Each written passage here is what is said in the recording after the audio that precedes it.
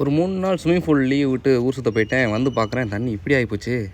வெறும் 3 நாள் கேப்பில் தண்ணி இப்படி ஆயிருமோ எனக்கே ரொம்ப ஷாக்கு. எப்படி இருந்த ஸ்விம்மிங் பூல் கடைசியில் இப்படி ஆகிப்போச்சு அப்படின்னு சொல்லி ஒரு மன வருத்தம். இந்த வீடியோவில் எப்படி பச்சையாக இருக்க ஸ்விம்மிங் பூலை எப்படி பழைய நிலைமைக்கு கொண்டு வரோம் அப்படிங்கிறத தான் அந்த வீடியோவில் ஷேர் பண்ண போகிறேன். அதுக்கு இந்த வீடியோவில் கட்டுற அலுமினியம் சல்ஃபேட்டுங்கிற ஆழம், அப்புறம் ப்ளீச்சிங் பவுடர், அப்புறம் குளோரின், இந்த மூணையும் தான் யூஸ் பண்ண போகிறேன்.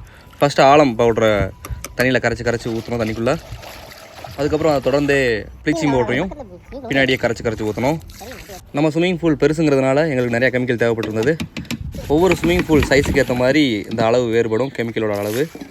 ஸ்விம்மிங் பூல் ஃபுல்லாகவே கரைச்சி ஊற்றிட்டு அதை உள்ளே இறங்கி நாங்கள் கலக்கி விட்டோம். தென் நெக்ஸ்ட் டே வந்து பார்த்தோம், பிஹெச் லெவல் மாதிரி இருக்கான்னு பார்த்தோம். பிஹெச் லெவல் மாதிரி இருந்தது, குளோரின் ரேட் அதிகமாக இருந்தது. தென் என்ன செய்வோம், கீழே படிஞ்சிருக்கும். வேக்கம் மோட்டர் வச்சு வேக்கம் பண்ணி எடுத்துட்டேன். இந்த மாதிரி பச்சை கலரில் வந்தது. நல்லா கிளியராக ஓரளவுக்கு இருக்கிற பச்சையெல்லாம் வெளியேற்றிட்டோம். தென் வேக்கம் போட்டதுக்கப்புறம் ஸ்விம்மிங் பூல் எப்படி இருந்தது அப்படின்னா